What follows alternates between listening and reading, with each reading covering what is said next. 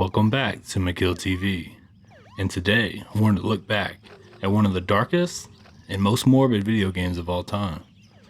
The first game of a controversial franchise as we look back at Postal 1.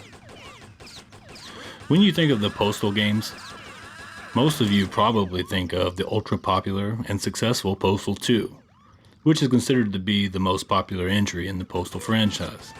But before there was Postal 2, there was Postal 1, a very dark game with a far more serious tone than the other entries in this series. I wanted to cover this game briefly and discuss its dark horror undertones. Postal 1 is an isometric top-down shooter and was the inspiration behind games such as Hatred, which we've covered previously on this channel. Most of the Postal games have been shrouded in some sort of controversy throughout the years. But most of the other entries weren't as serious or as dark as the original game, which released in 1997 for PC, a game developed by Running with Scissors and published by Ripcord Games. Looking back at the original Postal, the gameplay overall doesn't seem very graphic or overly violent when looking at the game of today. But what makes Postal dark and morbid experience is the game's plot and undertones. When comparing Postal to the other entries in the Postal series, this game in particular is unsettling, starting with the game's main menu, as well as the loading screens between levels that will have vague messages along with the title of each level.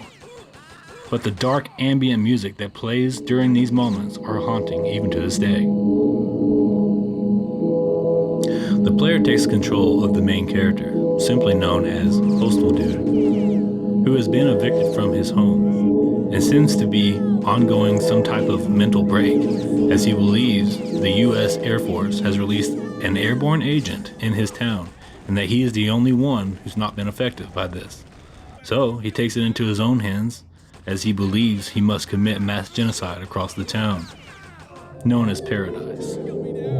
So in other words, just like Hatred, this game deals with the controversy of mass shooting and overall destruction, as the player will visit many locations around town, committing mass genocide and killing everyone and everything that gets in his way. The player will go through various levels which are named based on differing areas within the town, such as home, Air Force Base, the ghetto, the truck stop, the train station, trailer park, and an ostrich farm, just to name a few. Gameplay here is like a typical 3D shooter, but with mostly isometric perspectives, with some top-down levels with original backgrounds for each level. The game controls similar to the way a first-person game would from back in this time.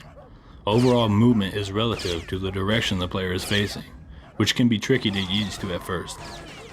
The player has 8 weapon slots, with a fixed amount of maximum ammo, with the default weapon being a weaker machine gun with unlimited ammo. The goal of the game in each level within the game is to kill a certain percentage of armed NPCs on the map.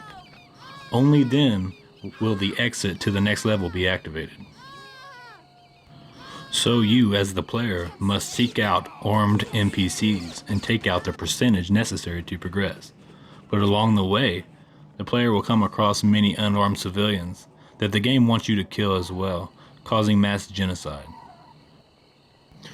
The game never really tells you this, but it is believed by myself and many others who have covered this game that the main character referred to as Postal Dude may in fact be possessed by a demonic entity, which can sometimes be depicted in the loading screen art between levels, and especially at the end of the game, where Postal Dude arrives at an elementary school and breaks down just before anything really happens, as the game screen fades to black and the game's final cutscene slides show a dark, morbid fate for the Postal Dude.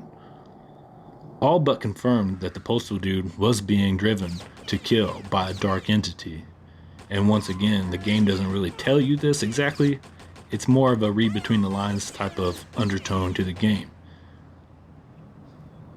The game's main character, voiced by Rick Hunter, can be heard throughout the game taunting his victims through cryptic absurdity, often occurring after consecutive kills or when switching in between weapons and items. As we all probably know, mass shootings are a very scary and unfortunate thing that occur in real life, sadly enough. And back in 1999, with the Columbine school shootings, games like Postal kind of put themselves right into the controversy, with the game's main plot being centered around mass murder, and its final level being an elementary school, even though nothing really happens in the final level. But later on, Postal Redux was released, which was a high-definition remake of the original game. But the developers decided to remove this final level from the remake, and stated that back in 1997, they wanted the last level to be an unthinkable place, somewhere so absurd such as an elementary school. But over the years, they come to realization that this location isn't as unthinkable and absurd as it once was thought to be. With the upkick in violence across the country over the years, developers felt it was in poor taste to include the elementary school in the remake, so it was removed altogether. So, due to the controversy surrounding the game's release, along with numerous unrelated American school shootings in the years following, the 2016 remake of the game, the ending had been changed, replacing the elementary school vision is the player witnessing a burial of an unknown person in a decaying field, though it can be implied that this is his own. Completion of the game on the hardest difficulty features the inclusion of an unknown male and female mourning over the grave as it descends. Both outcomes prompt a similar mental breakdown and an identical asylum cutscene, though consisting with animated shots over the original release's still image artwork.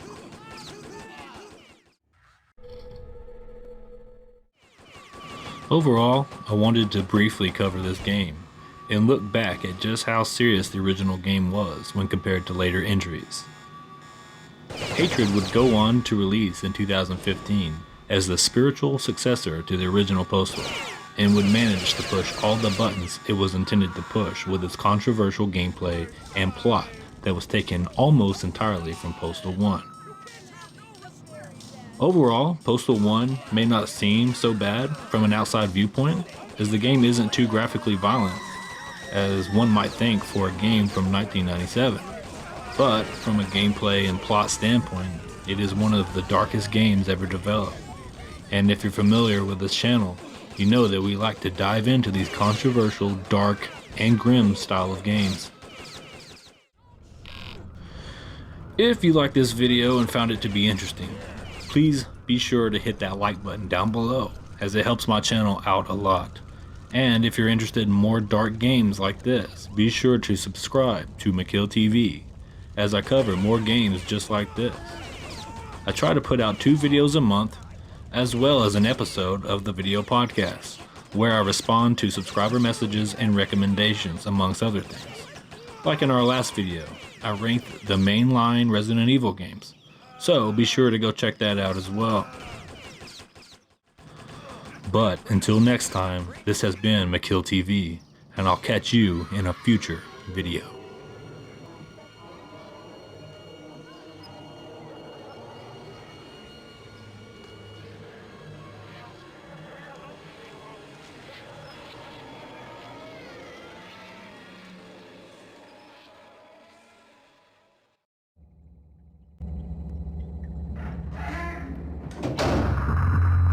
Population pressure and the stress of modern life may cause an increase in violent tendencies.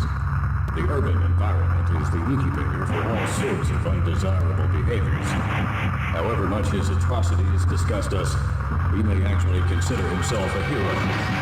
This is common among those who, in popular slang, go postal.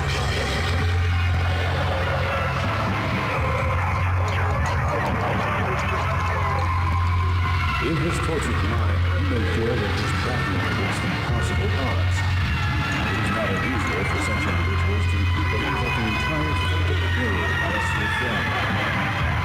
In the end, our subject displays all the classic symptoms of paranoid delusion. We may never know exactly what set him off, but rest assured we will have plenty of time.